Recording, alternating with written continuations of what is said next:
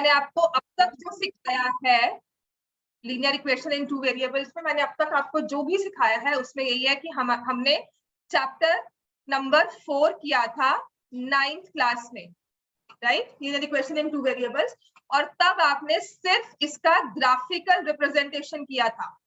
इससे ऊपर हमने कुछ नहीं सीखा। हमने कहा कि इक्वेशन में एक x का कोएफिशिएंट होगा, एक y का कोएफिशिएंट होगा, एक कांस्टेंट टर्म होगी और वो इक्वल टू 0 होगा। ये 3 टर्म्स होंगी और इक्वल टू, बिकॉज इक्वेशन है तो इक्वल टू 0 होगा और ये हमारी इक्वेशन बन गई। a को बोलते हैं कोएफिशिएंट ऑफ x, b को बोलते हैं कोएफिशिएंट ऑफ y, c को बोलते हैं हम कांस्टेंट टर्म। ठीक हो गया? तो ये 3 हमारे पास नंबर टर्म्स हैं और इन तीनों के मिक्सचर से बनती है हमारी लीनियर इक्वेशन इन 2 वेरिएबल्स। अब हम इसको जब ग्राफ पे प्लॉट करते हैं तो क्या बनती है? Graph of a linear equation in 2 variables. अगर आपने फर्स्ट टाइम ज्वाइन किया तो लिख लो इसको, और अगर बार बार मैं बोल रही हूँ तो सिर्फ आपको मतलब कोई सोते हुए भी उठा के पूछता है ना कि ग्राफ क्या बनेगा, तो आपके मुंह से क्या निकलना चाहिए? Straight line. This is what we learn, that when we understand the concept, उसको इतना अच्छे से पढ़ लो कि कोई कभी भी पूछे हमें पता हो, हमारे मुंह से वही एक आंसर निकले। ठीक है? तो ग्राफ पे जब हम इस इक्वेशन को x को लेते हैं एज x एक्सिस, y को लेते हैं एज y एक्सिस, और ये जो हमारा इंटरसेक्शन पॉइंट होता है इसको क्या बोलते हैं? ओरिजिन। ओरिजिन के कोऑर्डिनेट्स क्या होते हैं? 0। ठीक हो गया? तो इस इक्वेशन को हम ग्राफ में प्लॉट कर लेते हैं और हमारे पास जो ग्राफ की शेप बनकर आती है उसे हम बोलते हैं स्ट्रेट लाइन। सो वी से graph of a linear equation in 2 variables is a straight line. समझ में आ गया? क्योंकि ये चीजें आप ग्राफ में आगे बहुत बार पढ़ोगे। Graph of a linear equation 2 variables will be a straight line. वो ऐसे भी जा सकती है, वो ऐसे भी जा सकती है। अब हमारा चैप्टर है सिस्टम ऑफ लीनियर इक्वेशंस। ठीक है? तो हम 2 इक्वेशंस को साइड बाय साइड स्टडी करते हैं। 2 इक्वेशंस, 2 वेरिएबल्स हैं, 2 इक्वेशंस को साइड बाय साइड स्टडी करके वी अंडरस्टैंड देयर बिहेवियर कि वो आपस में क्या रिलेशनशिप फॉर्म कर रही है। ठीक हो गया? तो हर बार तो हम ग्राफ नहीं बना पाएंगे, इसीलिए हमने प्लस माइनस एल्जेब्रिकली इक्वेशंस को सॉल्व करना शुरू किया और 2 मेथड्स बनाए उसके। एक होता है सब्स्टिट्यूशन मेथड, है ना? एक है substitution method, substitute one variable, और एक होता है एलिमिनेशन मेथड जो हम इस क्लास में कर चुके। ठीक हो गया? एलिमिनेशन मेथड कि दोनों में से किसी भी एक वेरिएबल को एलिमिनेट कर दो और आपके पास दोनों वेरिएबल्स का आंसर आ जाए। फिर हमने जो कल एक नई चीज पढ़ी थी वो क्या थी कि जब आप इन दोनों इक्वेशंस को सॉल्व करते हो, या इनको हम कहते हैं कि हम इनके आंसर्स निकालें। आंसर निकालने का मतलब है x और y की एक ऐसी वैल्यू जो दोनों इक्वेशंस में जो दोनों इक्वेशंस का सॉल्यूशन हो। ठीक है? हाँ, तो इसमें मैंने आपको बताया था, चलो क्विक रिवीजन ऑफ कॉन्सेप्ट ही हो जाएगा। a1x plus b1y plus c1 equal to 0। दूसरी इक्वेशन है a2x plus b2y plus c2 equal to 0। ये 2 इक्वेशंस होती है हमारे पास, है ना? a1 b1 c1 नंबर्स हैं, abc जैसे नंबर्स हमने लिए, x और y हमारे वेरिएबल्स। ठीक हो गया? तो इनके साथ हम देखते हैं, इनका हम निकालते, तभी हम इसको सॉल्व करते हैं तो हमारे पास x की एक वैल्यू आएगी, y की एक वैल्यू आएगी, और उस एक वैल्यू को हम बोलते हैं सॉल्यूशन। उस वैल्यू का मतलब क्या है कि ये वैल्यू इस वाली इक्वेशन को भी बैलेंस करती है और इस वाली इक्वेशन को भी बैलेंस करती है। इस इक्वेशन से भी स्ट्रेट लाइन बनेगी, इस इक्वेशन से भी स्ट्रेट लाइन बनेगी। ठीक है? ये इक्वेशन अपना चलती जा रही है स्ट्रेट लाइन बनाकर, ऐसे ही दूसरी वाली भी अपना चलती जा रही है। अब मैं कह रही हूं इन दोनों का एक कॉमन पॉइंट है, इस पर भी एक पॉइंट है और वही पॉइंट इस वाली लाइन पर भी है। तो इसका मतलब हम जब इनको इस बिहेवियर के साथ देखते हैं कि दोनों में एक कॉमन होना चाहिए, तो कहीं ना कहीं जाकर ये क्या बनती है आपस में? Intersecting lines. और हर बार हम ग्राफ नहीं ड्रॉ कर पाएंगे। हर बार तो मैं आपको नहीं कहूंगी ना कि ग्राफ ड्रॉ करो, एग्जैक्ट होता है कि नहीं होता, और समटाइम्स पॉइंट अगर 100 to 100 आ जाए तो क्या आप ग्राफ इतना लंबा लेके जाओगे? हम तो 1 2 3 4 में बात करते हैं, हद से हद 6 8 में बात कर लेते हैं, राइट? तो हमेशा ग्राफ को ड्रॉ करना फीजिबल नहीं होता, इजी नहीं होता, इसीलिए हमने नंबर्स में डील करके इनके सॉल्यूशंस निकाले और ये देखा कि कब इंटरसेक्टिंग होंगी।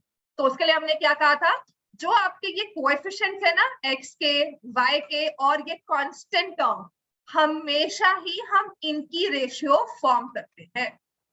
ठीक हो गया, इनकी रेशियो जैसे जैसे है, a का x के साथ, y का y के साथ, कांस्टेंट टर्म कांस्टेंट के साथ। और दूसरी चीज, ऐसा नहीं है कि a1x यहाँ पे घूम रहा हो और a2x दूसरे इक्वल टू के पास बैठा हो, ऐसा नहीं करना, दोनों को सेम साइड पर रखना है।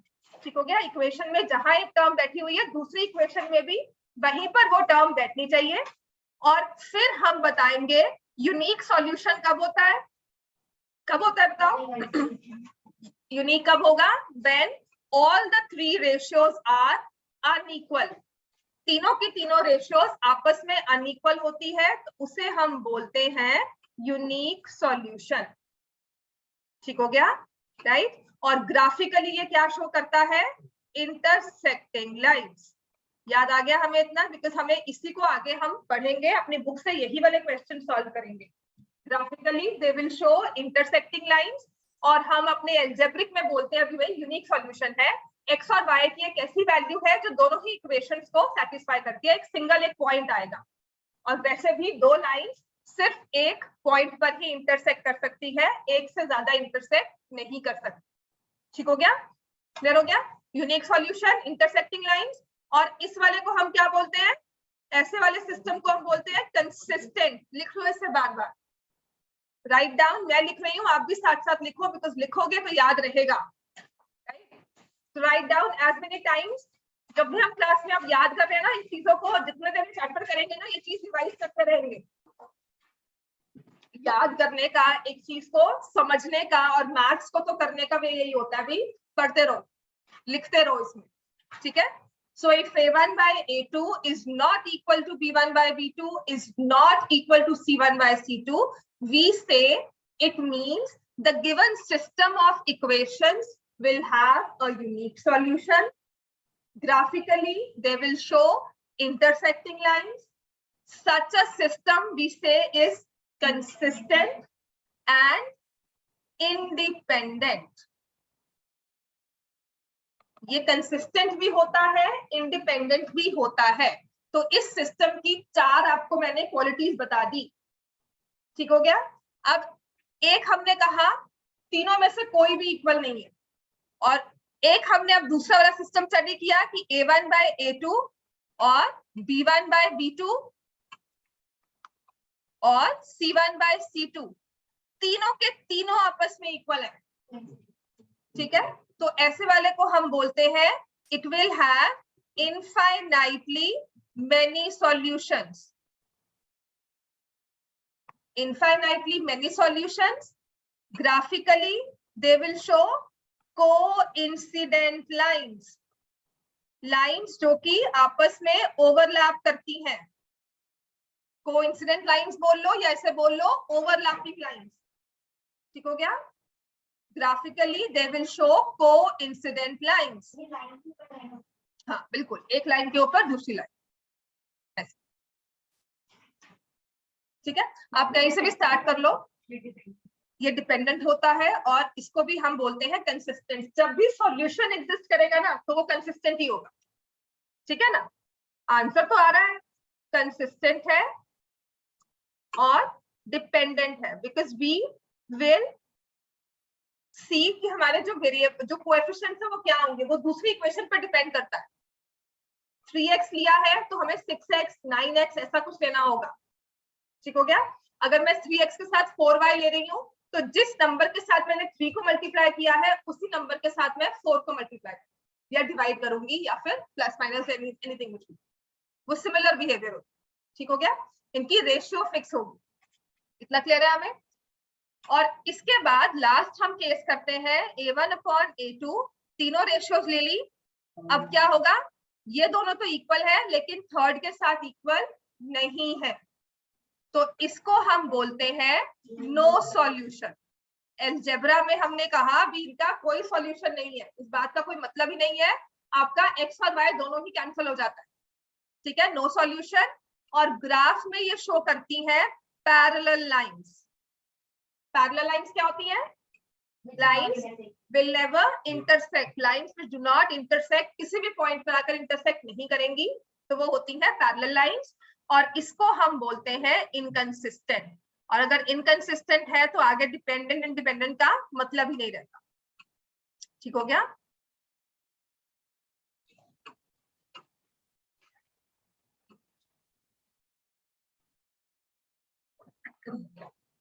A1 by A2 is equal to B1 by B2, but it's not equal to C1 by C2, then we say it's a case of no solution.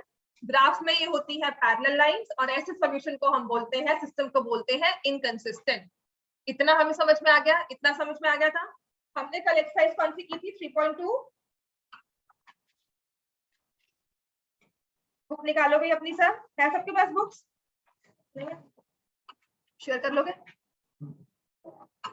Exercise 3.2 question 1, 2, 3 हमने किया था 4B। ठीक है, ये सब क्या था अभी तक? कौन सा वाला? बोर्ड पर? चलो करो। This is your page number 50, question number 4 का 4th part, right? 2x minus 2y minus 2 equal to 0, 4x minus 4y minus 5 equal to 0.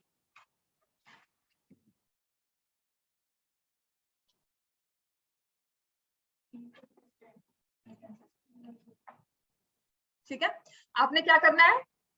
A1 by A2 क्या होगा? 2/4, यहां से 2 और ये 4। ठीक हो गया? B1 by B2 क्या होगा?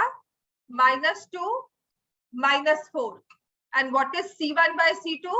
-2 -5, right? And A1 by A2 is equal to B1 by B2, but it's not equal to C1 by C2. तो अभी हम पीछे लिख कर आए हैं कि जब ऐसा रिलेशनशिप एग्जिस्ट करता है तो हम इसे क्या बोलते हैं? इनकंसिस्टेंट। क्वेश्चन ने हमें पूछा कंसिस्टेंट या इनकंसिस्टेंट, हमने कहा इनकंसिस्टेंट, लेकिन इस इनकंसिस्टेंट का हमारे लिए मतलब क्या है? नो सॉल्यूशन और फिर पैरेलल लाइंस। क्लियर हो गया? No solution and parallel lines. Are we clear with this much? इतना क्लियर है हमें? ठीक है, अब आते हैं कि इनकी एप्लीकेशंस क्या होती है, how do we apply this. ये तो हमने तो चेक किया, अब इसका यूज क्या होगा? तो पहले वही वाला कर लेते हैं काम। निकाल दी अपनी 3.5 example 15 page 61।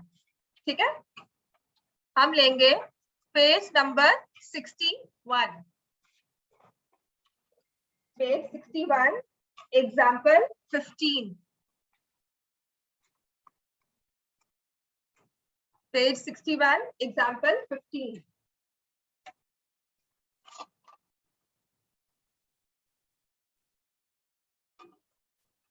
So for which values of p does the pair of given equations below has a unique solution? अच्छा, इससे पहले ना मैं आपको क्या करती हूँ, हम ऐसा कुछ लिखते, मैं लिखती हूँ 2x, एक बार देखो, +3y = 6। ठीक है, यहां पर ना मैं ब्लैंक्स छोड़ रही हूँ और अपनी मर्जी के हिसाब से we will fill in the blanks. ठीक है, तो पहला केस, आपको ऐसे नंबर्स इसमें फिट करने हैं सो दैट वी हैव, सबसे पहले अगर मैं लिखूं यूनिक सॉल्यूशन। ठीक है, तो क्या वैल्यू x के साथ रखेंगे, क्या वैल्यू y के साथ रखेंगे? यूनिक सॉल्यूशन चाहिए तो 4 रख लो, 9 रख लो, मतलब आप कह रहे हो यहाँ पे 4 और यहाँ पे 9 और यहाँ पे 8 रख लो, चल जाएगा, क्योंकि हमें रेशियो सेम नहीं चाहिए। ठीक है, अच्छा, ये तो आपने पूरा ही फिल किया था। अब मैं क्या करती हूँ कि यहाँ पर 5 है, यहाँ पर 10 है, what should be there in y? 5, 6, 7 कुछ भी हो सकता है ना? अच्छा, क्या नहीं हो सकता? क्या नहीं हो सकता? अच्छा चलो चलो, कुछ भी हो सकता है, इतना तो समझ में आ गया। क्या नहीं हो सकता हमें ये बताना है, ठीक है ना? चलो, नेक्स्ट केस आते हैं, if I have to keep it a no solution. यहां पर मैंने रखा है मान लो 4 और यहां पर रखा है 5, तो यहां पर क्या आएगा 6, क्योंकि आपका x का कोएफिशिएंट किससे मल्टीप्लाई हो गया 2 से, तो आपके y के कोएफिशिएंट को भी किससे मल्टीप्लाई होना है 2 से, और उसके लिए यहाँ पर क्या आ जाएगा 6, क्योंकि हमें रेशियो सेम रखनी है कि जो यहाँ पर 2/4 फॉर्म कर रहे हैं वही यहाँ पर 3/6 फॉर्म करेंगे, है ना, हमें रेशियो सेम रखनी है, तो उसके हिसाब से कर दिया। अगर मान लो मैंने यहाँ पे रखा होता, लेट मी से 1, तो आप यहाँ क्या रखते हैं 12, और सिर्फ 12 रख सकते हैं, कोई और नंबर कुछ सोचकर बता सकते हैं हम कि कोई और नंबर भी आ सकता है, 12 आ गया तो क्या हुआ कुछ और आ जाए, नहीं, सिर्फ यही आएगा, बिकॉज 4 से मल्टीप्लाई होकर 3 एक ही आंसर देता है और वो है हमारे पास 12। ठीक है, अब यही चीज क्या होती है if I have to term it in question form, जैसे कि आपका है एग्जांपल 15, यही चीजें जैसे मैं पूछ रही हूँ ना आपसे, वही आपके क्वेश्चन में दिया होता है। उसने कहा है कि आपके पास ये वाली इक्वेशन है 4x plus py plus 8 equal to 0, और दूसरी इक्वेशन है 2x plus 2y plus 2 equal to 0। ये दो इक्वेशन है, एक सिस्टम हमें दिया हुआ है जिसमें x और y वेरिएबल्स हैं, p एक अननोन क्वांटिटी है। ठीक हो गया, for what values of p does the pair of equations given below has a unique solution, कि इसका यूनिक सॉल्यूशन कब होगा। ठीक है, तो हमें तो पता है कि यूनिक सॉल्यूशन जहां पे देख लिया कि कब होता है, उसके लिए हम क्या लेते हैं कोएफिशिएंट्स की रेशियो। तो मेरे को तो वही सिखाया गया है कि कोएफिशिएंट्स की रेशियो लेनी है, तो हम वही ले लेते हैं। a1/a2 क्या हुआ 4/2, ठीक है, b1/b2 क्या हुआ p/2, c1/c2 क्या हुआ 8/, पहले मैं क्या करूंगी सारे कोएफिशिएंट्स अपने पास लिख लूंगी, और फिर हम देखेंगे कि हमें क्या दिया हुआ है, क्या पूछा हुआ है यूनिक सॉल्यूशन। उसके लिए हमने क्या लिखा था, क्या रेशियो होती है a1/a2 not equal to b1/b2 not equal to c1/c2, मतलब जो a1/a2 की रेशियो है वो क्या है 4/2, that should not be equal to b/2, that should not be equal to 8/2। समझ में आ गया, तो p की वैल्यू किसके इक्वल नहीं होनी चाहिए। ठीक है, तो मैं इन दोनों को कंपेयर करती हूँ। कल हमने ये भी डिस्कस किया था कि मेन हमारा होता है a1 a2 b1 b2 c1, तो किसी एक के इक्वल हो सकता है, लेकिन तीनों रेशियोज आपस में इक्वल नहीं हो सकते यूनिक के लिए। ठीक है, तो मैं क्या करूंगी 4/2 is not equal to p/2, clear हो गया, और यहां से हमारे पास आ जाएगा that p should not be equal to 4, कि p4 के अलावा कोई भी नंबर फिट कर दो, 4.1 फिट कर दो, 4.4 फिट कर दो, 3.9 फिट कर दो, लेकिन p क्या नहीं हो सकता, p can not be equal to 4।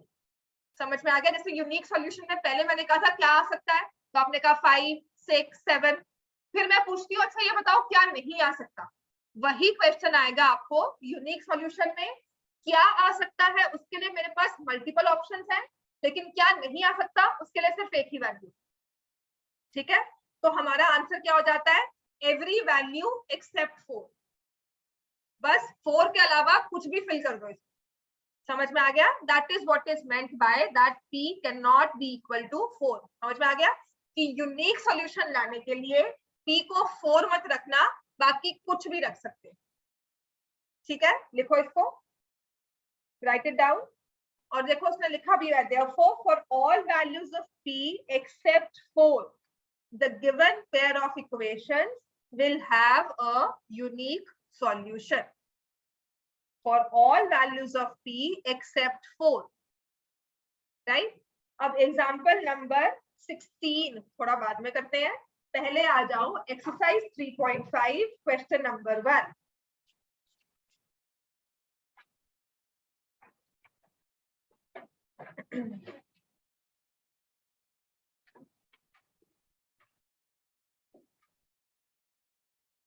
ठीक है, अब इसमें उसने कहा है सॉल्व बाय क्रॉस मल्टीप्लिकेशन, वो भी छोड़ देना, वो बाद में आराम से हम करेंगे, हमें सिर्फ सॉल्व करना है किसी भी एक मेथड से अगर सॉल्यूशन एग्जिस्ट करता है।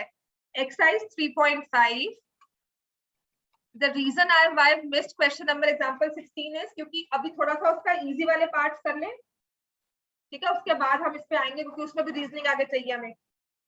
चलो question number 1, which of the following pairs of linear equations has unique solution, no solution, infinitely many solutions, and in case there is a unique solution find it by using cross multiplication method। वो छोड़ दो, हमें find करना है। जैसे कि हमारा first case क्या है, देखो क्या लिखा हुआ है, x minus 3y minus 3 equal to 0, x minus 3y minus 3 equal to 0, 3x minus 9y minus 2 equal to 0। Solve पहले नहीं करना, पहले देखना है कि कौन सा सॉल्यूशन है इसमें, ठीक है। तो हम क्या करेंगे, coefficients a1 by a2 1 by 3, b1 by b2 minus 3 by minus 9, c1 by c2 minus 3 by minus 2, ठीक है। फिर हम देखेंगे कि इन वाले जो कोएफिशिएंट्स हैं, जो रेशियो हमने फॉर्म की है, इनमें क्या रिलेशन है, a1 by a2, b1 by b2, c1 by c2।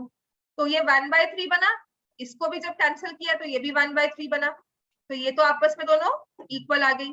लेकिन ये माइनस माइनस हटा दो तो 3/2 बनता है, ये तो इक्वल नहीं हो रहा।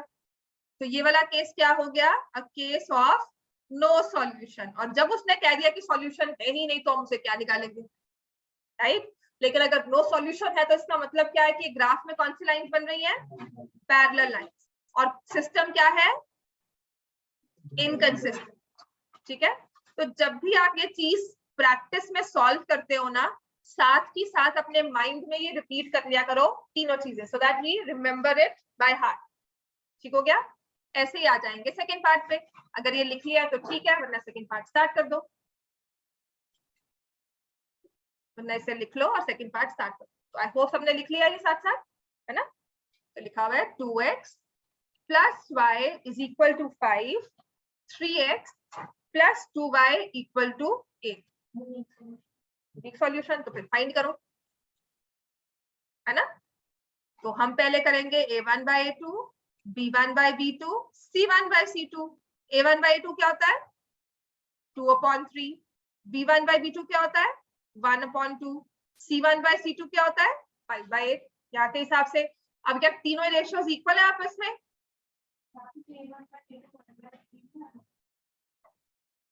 a1 by a2 2 और 3 नहीं है सेकंड पार्ट में, 2x नहीं दिख रहा, 3.5, हाँ मिसप्रिंट है, हाँ। अगर 1/2 होता, अगर 1 भी होता तब भी ये यूनिक ही होता ना, रेशियो तो तब भी इक्वल नहीं हो रही है, बस आपका आंसर उस हिसाब से मैच नहीं करता पीछे के हिसाब से, राइट। तो तीनों ही हमारे इक्वल नहीं है, तो हम लिखेंगे this is a case of unique solution. और वही है कि अगर ठीक है जो यूनिक सॉल्यूशन है तो बता के निकाल के दिखाओ।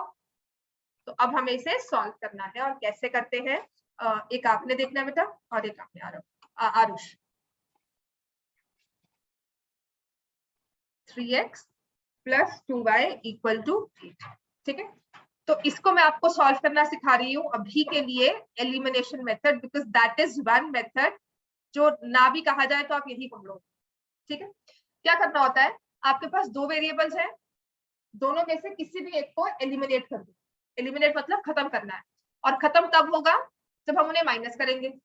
माइनस करने के लिए हमें नंबर्स को सेम रखना होगा। जैसे इफ आई से आई हैव 2 एप्पल्स और मुझे वो एप्पल्स फिनिश करने हैं, तो मुझे वो 2 एप्पल्स ही किसी को देने होंगे। I can not give 3, I can not have कि मुझसे 4 एप्पल्स लो या 1 एप्पल दे दूं, एग्जैक्ट 2 ही मुझे देने हैं, ठीक है ना। तो यहाँ पर आई कैन सी y के पास कोएफिशिएंट 1 है, why I take y because यहाँ पर एक को छेड़ना पड़ेगा वरना 2 को छेड़ना पड़ेगा, है ना। तो y के पास कोएफिशिएंट 1 है, यहाँ पे y के पास कोएफिशिएंट 2 है। तो इसको 2 बनाने के लिए मैं पूरी इक्वेशन को मल्टीप्लाई कर देती हूँ 2 से, ठीक है। और इक्वेशन में किसी एक को नहीं छेड़ते हैं। जैसे मैंने कहा था होमवर्क मिलता है, सबको मिलता है, एक बच्चे को दे दूं होमवर्क, बाकी क्लास तो खुश हो जाएगी, वो बच्चा बोलेगा, राइट। तो इन द सेम वे हम इक्वेशन में सबको छेड़ेंगे, किसी एक को नहीं छेड़ेंगे। तो मैं पूरी इक्वेशन को 2 से मल्टीप्लाई करूंगी so that my equation left hand side balanced रहे, जो ओरिजिनल था वही रहे। तो ये आ जाएगा 4x plus 2y equal to 10, 3x plus 2y equal to 8। हमारा एम था बाय बाय खत्म करना है, साइन चेंज, माइनस करेंगे तभी। अब माइनस सारी इक्वेशन होती है, माइनस एक ऐसा साइन है जो सबको चेंज करता है थ्रू आउट। तो मैंने ये एलिमिनेट कर दिया, कैंसिल हो गया। 4x माइनस 3x कितना हो गया x, और यहाँ से 10 माइनस 8 कितना हो गया 2। तो x की वैल्यू क्या आ गई 2। फिर हम कहेंगे पुट x इक्वल टू 2 इन, दोनों में से किसी भी एक इक्वेशन में डाल दो जो आपको अच्छी लगती है, वो आपकी मर्जी है, जो आपको अच्छी लगे। ये इक्वेशन 1 होती है, तो हमने कहा इक्वेशन 1। तो आप लिखोगे 2 into 2 plus y equal to 5, 4 plus y equal to 5, y is equal to 1। और जो ये x और y की वैल्यू आई है ना, आप इसमें देख लो चाहे इसमें देख लो, दोनों में left hand side right hand side balance हो जाएगा।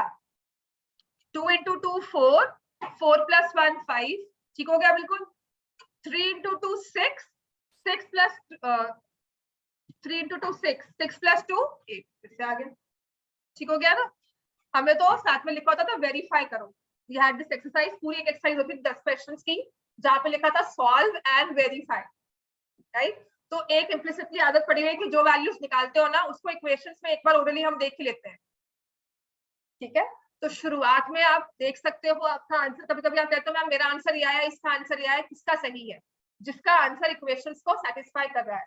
और जब ऐसे नंबर्स होते हैं, जब फ्रैक्शंस नहीं होते, तब एक आदत डाल लो कि आप अपनी इक्वेशन को क्रॉस चेक कर रहे हो कि मैंने 2 और 1 तो निकाल लिया। कभी कभी क्या होता है, एक में तो वो आंसर दे देता है, दूसरी में नहीं देता, क्योंकि कहीं ना कहीं गलती की होती है, राइट। आपको याद होगा 8th में क्वेश्चन थे ना जो लीनियर इक्वेशंस के, उसमें था वेरीफाई होता था ना, वेरीफाई करो। ऑनलाइन लगाइए 8th, वेरीफाई किया कि नहीं किया? नहीं किया होगा, किया? हाँ। अगर वो वेरिफिकेशन का प्रोसेस यही होता है, वो एक सेल्फ चेक होता है हमारे लिए। शुरुआत में 2 महीने अच्छे से करवाते हैं, फिर बाद में भूल जाते हैं। वो इसीलिए ताकि आप उसे क्रॉस चेक करते रहो, इम्प्लिसिटली उसने कहा हुआ है, ठीक हो गया। तो आपने सोल्यूशन निकाल लिया, x is 2, y is 1 and this is my answer। क्यों?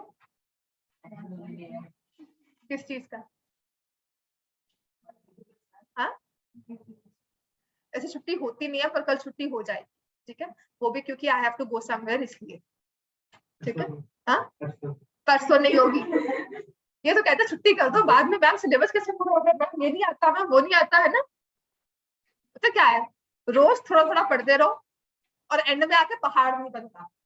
और अभी के लिए 1-2 घंटे आप स्किप भी कर दोगे, अभी के लिए एक क्वेश्चन कम भी कर लोगे, अभी जब रेगुलर आप पढ़ रहे हो ना, उसमें मैं आपको एक वर्कशीट कम भी दे दूंगी तो फर्क नहीं पड़ेगा। लेकिन लास्ट में मैंने 4 वर्कशीट पकड़ा दी ना, तो क्या होगा, जो किया हुआ ना वो भी भूल जाते हैं, राइट। तो ये कंसिस्टेंटली क्लास लगाने का मतलब ही होता है कि जो क्लास में पढ़ रहे हो ना, उतना ही काम अगर घर में आप कर लेते हो ना, सच में बताऊं, कोई एक्स्ट्रा बुक नहीं चाहिए, ठीक है। और एक्स्ट्रा बुक के नाम पे ना, मैं सिर्फ कहती हूँ एनसीईआरटी एग्जाम्पलर ले लो साथ में, और कोई बुक मत लेना, बाकी सब मैं प्रोवाइड करूँ, सारे नोट्स, सब क्वेश्चन वगैरह ढूंढकर सब मैं दे देती हूँ, डिफरेंट हर तरह के मैं करवा दूंगी। जितनी वर्कशीट आप मुझे कहोगे कि मैम और चाहिए, तो मैं वो भी दे दूंगी, ठीक है। आप एक बुक अगर आपने लेनी है, अपनी मर्जी से कोई भी एक ले लो, कोई भी एक उठा लो, पर उसको पूरा सॉल्व करो। ये नहीं कि हमने आज कर लिया और फिर कल 2 दिन बाद वो बुक लेकर आए, वो मत करना, वो आपके लिए नहीं होता, ठीक है। आपके लिए अगर आप किसी भी सब्जेक्ट में जाओगे, नॉट ओनली मैथ्स, अगर आपने एनसीईआरटी ली है ना, पहले एनसीईआरटी अच्छे से पढ़ लो, एक चैप्टर को अच्छे से उसमें से सॉल्व कर लो, रट लो।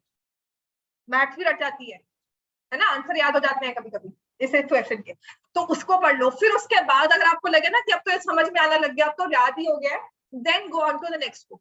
फिर हम दूसरी बुक को पकड़ते हैं, और उसमें पकड़ना है आपने एग्जाम्पलर को, बिकॉज अब सब 10th वाले स्टैंडर्ड मैथ्स वाले हैं सब, है ना। सब स्टैंडर्ड मैथ्स लोगे कि नहीं, बेसिक स्टैंडर्ड डिसाइड हो चुका है कि नहीं? नहीं, सोचना है अभी आगे मैथ्स करनी है कि नहीं करनी 11th-12th में। अच्छा, डिफरेंस पता है बेसिक और स्टैंडर्ड में? हाँ जी, पता है बेसिक और स्टैंडर्ड मैथ्स में डिस्टिंक्शन?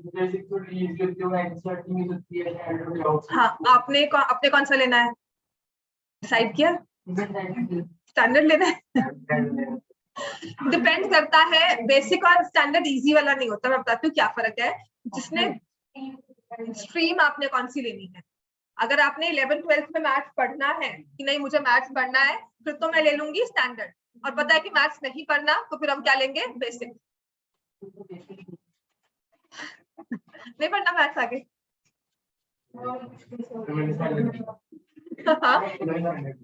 स्टैंडर्ड लिया है, गुड। चलो वो तो अलग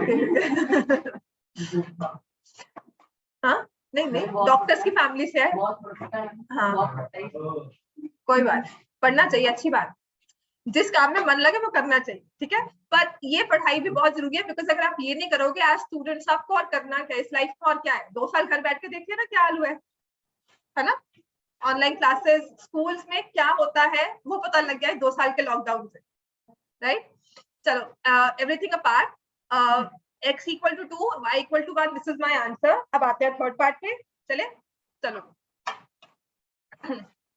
अच्छा बेसिक मैथ्स वाले मैं कह रही थी, बुक अगर एक्स्ट्रा लेनी है ना, एक एनसीईआरटी जैसे ही एक और बुक होती है, वो एनसीईआरटी के ही प्रिस्क्राइब बुक है, और वो है एनसीईआरटी एग्जाम्पलर। सुना होगा सबने अब तक, तो 9th में पढ़ी होगी एग्जाम्पलर। वो 100 रुपए की बुक आती है, कहीं से भी मार्केट से मिल जाएगी, वो ले लेना और वो अपने पास रखनी है, ठीक हो गया। अगर नहीं भी लेनी तो उसका पीडीएफ आपको ऑनलाइन आराम से मिल जाएगा। आपने नहीं खरीदनी बुक वो भी तो ठीक है, फ्री पीडीएफ उसके बहुत मिल रहे हैं आपको, एनसीईआरटी की वेबसाइट से ही मिल जाएगा। वो अपने पास जरूर रखना, बिकॉज वो ही एक क्वेश्चन है। अगर ये 2 बुक्स कर लेते हो ना, कुछ नहीं और करने की जरूरत, अगर अच्छे से 2 बुक्स कर लो, ठीक है। 3x minus 5y equal to 20, और फिर हमारे पास है 6x minus 10y equal to 40, ठीक है। फिर से हमें क्या करना है, a1 by a2, b1 by b2, c1 by c2. What is a1 by a2? 3 by 6. What is b1 by b2? Minus 5 by minus 10. What is c1 by c2? 20 by 40. Are these 3 equal? क्या दिख रहा है ये, इनको cancel करेंगे 1 by 2, ये भी 1 by 2 और ये भी 1 by 2. तो a1 by a2 is equal to b1 by b2 is equal to c1 by c2, right? So we have infinitely many solutions. We have infinitely many solutions. Clear हो गया इतना, right? और जब infinitely many solutions है तो मतलब कोई भी x और y की वैल्यू आप बता सकते हो सॉल्व करके, right? कि जो आपने यहाँ पे पुट की 2 और 3 वही यहाँ पर भी आएगी। रैंडमली कह रही हूँ 2 और 3 नहीं है, कोई भी एक आप पॉइंट निकालते हो ना लाइन पे, आता है ना निकालना। 3x minus 5y equal to 20, x को रखा 0, y को रखा -4, left hand side right hand side equal हो गई, और यही पॉइंट 0 और -4 यहाँ भी आएगा। इसका मतलब ये है कि जो आपका पॉइंट इस लाइन पर आएगा वही पॉइंट इस लाइन पर भी आएगा। समझ में आ गया? इनफाइनाइटली का ये मतलब है कि मैंने यहाँ पर y को रखा 0, x को रखा 20/3, और यहाँ पर मैं x को 20/3 रखूं और y को 0 रखूं, तब भी हमारे पास वो पॉइंट आराम से बनकर आ रहा है, ठीक है।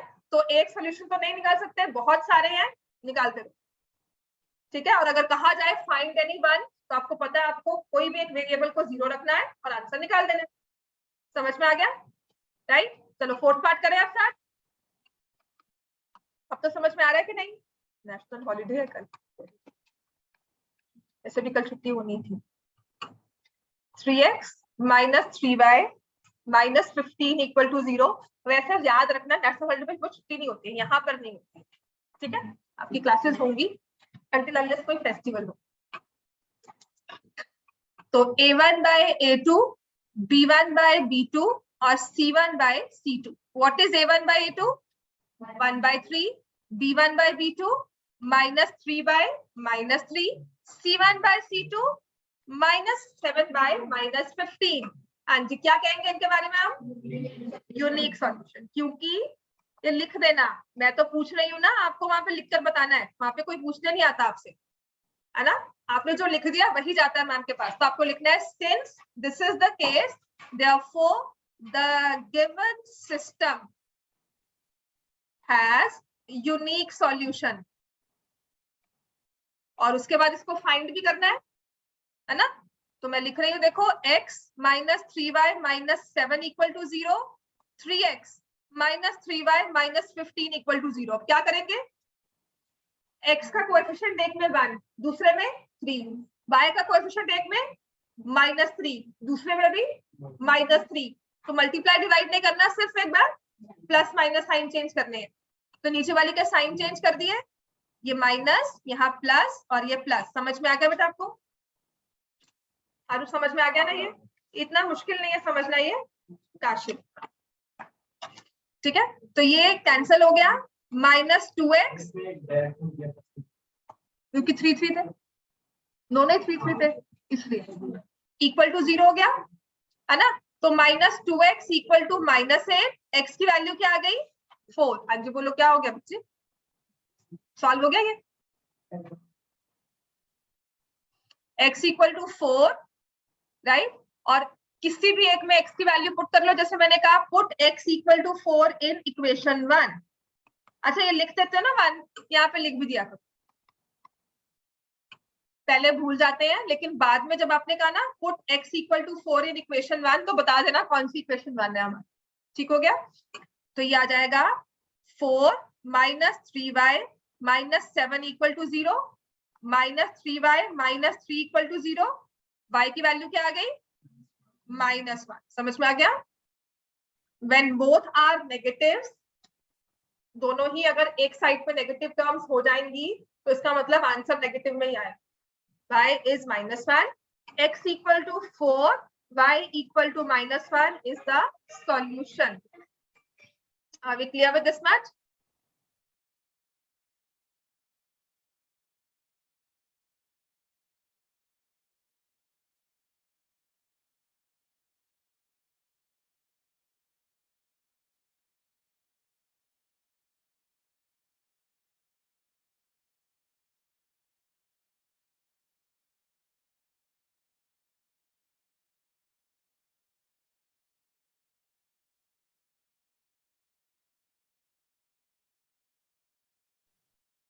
एट एक्स प्लस 5y, हाँ जैसे मर्जी कर लो, एलिमिनेशन से कर लो, पर क्रॉस मल्टीप्लिकेशन से मत करना, वो कर नहीं सकते हो अभी। ठीक है, इसने लिखा हुआ है सब्स्टिट्यूशन से, तो वो भी करना है और एलिमिनेशन भी करना। सब्स्टिट्यूशन मेथड पहले एलिमिनेशन कर ले, है ना? देखो अब आसान कौन सा है, इसमें x का कोएफिशिएंट है 8, इसमें है 3, दोनों को सेम बनाना हो तो क्या बनाएंगे 24, है ना? कॉमन एलसीएम ले लिया हमने। तो अगर इसको 24 बनाना है तो I will multiply this with 3 and this with 8। Consequently आप 5 और 2 को भी कर सकते थे, जैसे हमने x को चेंज किया है ना वैसे y को भी कर सकते थे, वो अपनी मर्जी होती है। ठीक है, और वो कोई आपको ये नहीं कहेगा इसको क्यों किया उसको क्यों नहीं किया, वो आपकी अपनी मर्जी है, जो आपको इजी लगता है। तो ये हो गया 24x plus 15y equal to 27, 24x plus 16y equal to 32। फिर हम क्या करेंगे, माइनस, थ्रू आउट इक्वेशन को माइनस किया, ये हो गया कैंसल, यहाँ आएगा -y इक्वल टू -5, और ये y से माइनस माइनस कैंसल होके y की वैल्यू क्या हो जाएगी 5। ठीक है, put y as 5 in equation 1, तो 8x plus 5 into 5 equal to 9, 8x plus 25 equal to 9, 8x is equal to -16। समझ में आ गया? x equal to -2। इतने स्टेप मैंने कभी नहीं लिखे जितने मैं आज लिख रही हूँ, राइट? और ये लिखने जरूरी इसलिए है क्योंकि मैं स्किप करती हूँ, आप भी स्किप कर देते हो और फिर बाद में करते हो गलतियां। अगर आपको नहीं समझ में आ रहा है कि मैं स्टेप स्किप करती हूँ, आप पूरा उसको 4 स्टेप्स में लिखो, पर लिखो और सही आंसर निकालो। आपकी बहादुरी इसमें नहीं होगी कि मैंने 4 स्टेप्स मिस कर दिए, आपकी बहादुरी सिर्फ इसमें है कि आंसर सही निकाला, वो चाहे 4 हमने जंप्स लेके निकाले चाहे 2 जंप लेके निकाले। समझ में आ गया? अभी आपकी स्टेज में आपने एक्यूरेसी पे फोकस रखना है कि मेरा आंसर सही आता है, मेरी कैलकुलेशन सही है, मेरे प्लस माइनस की मिस्टेक नहीं है, उसके बाद हम स्पीड में भागेंगे। समझ में आ गया? अभी हम फोकस करते हैं, 2 महीने हम लगाते हैं कि एक्यूरेसी वो समझ में आना चाहिए। पहली चीज हमारी एक्यूरेसी होती है, काम सही नहीं हुआ तो फिर भाग के क्या कर लेंगे, काम सही हो रहा है फिर भागेंगे। समझ में आ गया? My first focus is my accuracy, चाहे वो 4 स्टेप्स पे लेके आओ चाहे वो 6 स्टेप्स पे लेकर आओ, राइट? अगर इंप्रूवमेंट करनी होती है ना तो वही एक चीज होती है जो हमें करना है। चलो अब मैं आपको क्वेश्चंस देती हूँ, लिखो, कर लो सब। Let's do it with substitution also. 8x + 5y, बस इतना सा है कि सब्स्टिट्यूशन आता नहीं है पेपर में यूजुअली। अगर 10 ईयर भी देखोगे ना तो एक बार नहीं कहा होगा सॉल्व थ्रू सब्स्टिट्यूशन, ये जरूर कहा जाएगा solve through cross multiplication, because वो कोई नहीं करता है। कहा जाएगा तभी करोगे, अदरवाइज कभी नहीं करोगे, ठीक है? अब what is my substitution method? So इसमें क्या करना है हमें? सब्स्टिट्यूट करने का मतलब है एक की जगह दूसरा रख दिया।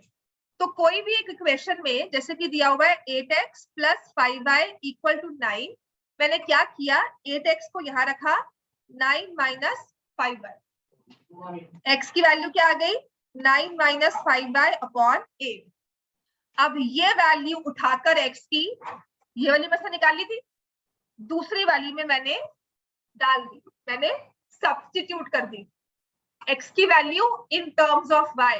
तो यह आ जाएगा 3 9 - 5y/8 + 2y = 4। This is my substitution method. Clear हो गया? ये हमारा होता है सब्स्टिट्यूशन मेथड। और ये कुछ आपका चैप्टर क्लास 8 का वो लीनियर इक्वेशन वाला चैप्टर क्वेश्चन है ना, वो बन गया, जिसमें आपको एक्स वाई में एक सिंगल इक्वेशन और कई तरह से दी होती थी, कभी कोई यहाँ मल्टीप्लाई हो रहा है, कोई सिंगल टर्म यहाँ रखी हुई है, वैसा वाला चीज। तो इसमें पहले मैं करूंगी 27 - 15y/8 + 2y = 4। फिर हम क्या करेंगे, थ्रू आउट एलसीएम। फिर हम लेते हैं through out LCM, 27 - 15y + 16y = 32। समझ में आ गया मैंने क्या किया है? मैं इस 8 को थ्रू आउट ले गई हूँ। समझ में आ गया ना? और ये 8 फिर क्या होता है, जब आप पूरी इक्वेशन में एलसीएम लेते हो ना तो आपका वो एलसीएम खत्म हो जाता है। और वो खत्म क्यों होता है मैंने आपको वो भी समझाया था, क्यों खत्म हुआ। अगर नहीं समझ में आता है या दोबारा आप चाहते हो मैं रिपीट करूं, तो इसलिए वो खत्म हुआ है क्योंकि आपने से कहा 27 - 15y + 16y/8 = 4/1, है ना?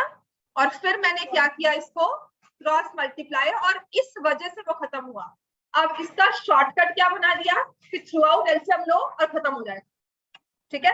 मतलब मुझे मैम ने ऐसा सिखाया था, आई रिमेम्बर, मैम ने कहा था हम क्या करते हैं, थ्रू आउट एलसीएम लेते हैं, you will make it like this, इसको ऐसे लेकर और यहाँ लिखोगे 32 और ये कैंसिल हो, खत्म हो, ठीक है? तो हमें जब सिखाते थे तो कहते थे ऐसे लिख दो 27 - 15y, मतलब पूरा ऐसे हमने ले लिया एज 8 + 16y = 4 और ये खत्म हो। समझ में आ गया? सो दैट वी रिमेम्बर कि पूरा एलसीएम लेना है, हर एक टर्म को मल्टीप्लाई करना है, राइट? और उसके बाद वो खत्म, हमने उसे कैंसिल कर दिया। समझ में आ गया ये? चलो मैं इसलिए समझा रही हूँ चीजें बिकॉज ये चीजें सच में आजकल नहीं समझाई जा रही, और यही हाल हो रहा है कि आपकी छोटी छोटी मिस्टेक्स हो जाती हैं कि यहाँ पर ये छोड़ दिया, वहां पे ये छोड़ दिया, यहाँ प्लस रह गया, वहां माइनस रह गया। होता है ना कि नहीं होता? y = 5, अच्छा x की वैल्यू क्या आई थी नहीं पता, y 5 आया, put x y as 5 here, 9 - 5 × 5/8, 9 - 25/8 - 16/8 - 2। तो x की वैल्यू -2, y की वैल्यू 5। ये हमारा आ गया आंसर। अच्छा x y निकालने के बाद ना लास्ट में थोड़ा सा कष्ट और करना है, एक लाइन में लिख देना है x = -2 y = 5। ये नहीं कि मैं अपने आप ढूंढे कहाँ x निकाला है कहाँ y निकाला, ठीक है? पूरा हमने मेहनत करके सॉल्व कर लिया, लास्ट में बस हल्का सा ये मैडम के लिए करना है, उनको दिखाने के लिए कि हमने निकाला होगा। तो समटाइम्स क्या होता है, आपने कहीं छुपाकर x - 2 लिखा है, उसके बाद y स्टार्ट कर दिया, आपका x = -2 कहीं छुप जाता है, ठीक है? जितना मैम को आसानी से पेपर चेक करवाओगे ना उतने अच्छे से नंबर्स मिल जाएंगे। जितना इजी लगेगा ना मैम को पेपर चेक करना, तो क्या होता है कुछ चीजें ओवरलुक हो जाती है कि एक स्टेप नहीं लिखा, छोड़ देते हैं कि चल आंसर लिखा हुआ, आंसर निकाला ही होगा, ऊपर ठीक ही किया होगा, तभी आंसर आया। समझ में आ गई ये चीज? ध्यान सारे देते हैं, but sometimes when you see a paper, जैसे हम कहते हैं पेपर करे कैसे, प्रेजेंटेशन पेपर की ऐसी करो, पेपर साफ सुथरा लगे एक तो, और जितना साफ सुथरा पेपर होगा ना उतना इजी होता है चेक करना हमारे लिए, और उतने हम अच्छे से नंबर दे सकते हैं खुश होकर। समझ में आ गया? नॉट ऑलवेज, बट हाँ कटिंग्स कम होंगी तो इंप्रेशन अच्छा पड़ेगा आपके पेपर, राइट? समझ में आ गया? ये y is -2, x is -2, y is 5। चलो ऐसा है, मैं आपको ना इसके प्रिंट आउट तो मैं करवा दूंगी, ये जो मुझे आपको वर्कशीट देनी थी। अभी फिलहाल के लिए मैं सिर्फ क्वेश्चन करवा रही हूँ, ये आपका होमवर्क मैं आपको पीडीएफ फॉर्म में भेज दूंगी, और नेक्स्ट क्लास में आओगे तो प्रिंट आउट में मिल जाएंगे इसके, ठीक है? पर ये आपका होमवर्क होगा, कल छुट्टी है इसलिए, ठीक है? क्वेश्चन नंबर 1 है, देखो, 2x plus 3y minus 5 equal to 0, 6x plus ky minus 15 equal to 0, और इसमें आपको बताना है find the value of k, find k if the system has infinitely many solutions.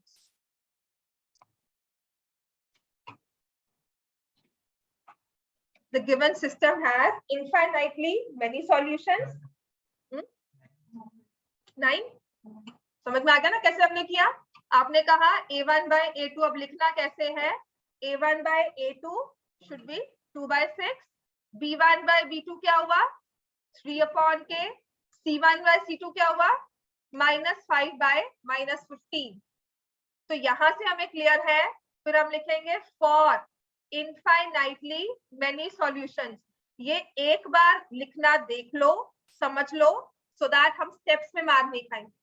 हमें नहीं पता अब हमारे साथ क्या होने वाला है, टर्म 1 टर्म 2 होगा या एमसीक्यूज ही आएंगे या हमारा सब्जेक्टिव आएगा, पर अगर सब्जेक्टिव आ गया तो we should know that we need to write this much to get the answer, to get the step marking, ठीक है? तो यहां से हम लिखेंगे 2/6 is equal to 3/k equal to 5/15। चाहे 2/6 ले लो चाहे 5/15 ले लो, क्योंकि है इनफाइनाइटली मेनी सॉल्यूशंस, सारी की सारी रेशियो होनी चाहिए सेम। तो इसका मतलब हमारा आंसर क्या हो जाएगा? k is equal to 9। 9 रखोगे तभी आएगा, 9 के अलावा कभी नहीं आएगा, ठीक हो गया? चलो अच्छा, मैं अब एक चीज और पूछती हूँ, लिखो 2x plus 3y minus 5 equal to 0, 6x plus ky minus 16 equal to 0, चाहिए infinitely many solutions. Find k if the system has infinitely many solutions। तो क्या होगा? आपने a1 by a2 निकाला, ये लिख लेना, क्वेश्चन इंपॉर्टेंट है।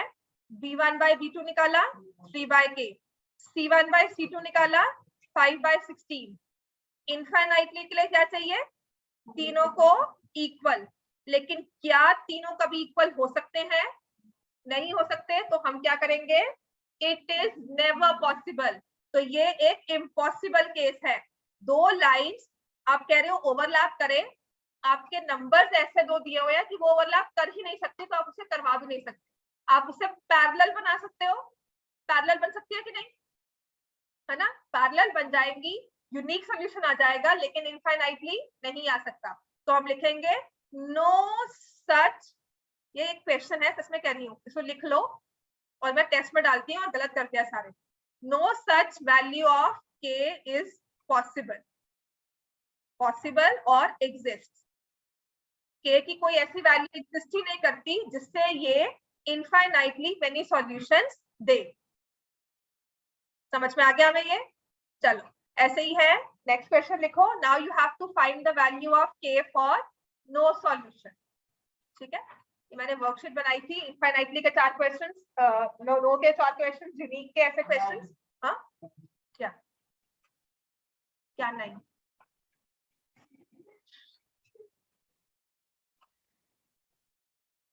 kx minus 5y equal to 2, 6x plus 2y equal to 7. Find the value of k for which the given system has no solution. ठीक है, k upon 6, अब वही a1 by a2, k upon 6, b1 by b2, minus 5/2, C1/C2 दोनों C इकट्ठे इकट्ठे एक side पर है ना, तो हम क्या लिखेंगे 2/7। ठीक है, तो हम क्या करेंगे k/6 a1/a2 should be equal to b1/b2 should not be equal to c1/c2, और वैसे भी वो है नहीं, तो हम इन दोनों को इक्वल कर दें, तो k/6 इज इक्वल टू -5/2। अब देखो ना, आंसर सही से बोला करो, k की वैल्यू क्या आ जाएगी -30/2 -15, k/6 should be equal to -5/2। हमें क्या चाहिए, नो सॉल्यूशन। नो सॉल्यूशन में क्या होता है, a1/a2 is equal to b1/b2 but it's not equal to c1/c2। तो आपकी वैसे भी देखो ना, b1/b2 की रेशो क्या बन रही है -5/2, और c1/c2 क्या बन रहा है, तो मैं तो इन दोनों को वैसे भी इक्वल नहीं कर सकती, तो इन दोनों को ही मेरा मेन एम रह गया इक्वल करना, है ना, तो मैं क्या करूंगी k/6 इज इक्वल टू -5/2। अब आप इसको क्रॉस मल्टीप्लाई कर लो, 2k इक्वल टू -30, k किसके इक्वल आ गया -15, कि जब भी k -15 के इक्वल होगा इस सिस्टम का क्या रहेगा, नो सॉल्यूशन। ग्राफिकली क्या बन जाएगा, पैरेलल लाइंस।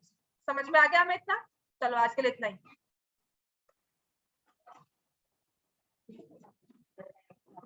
हाँ, एक मिनट रुक जाओ।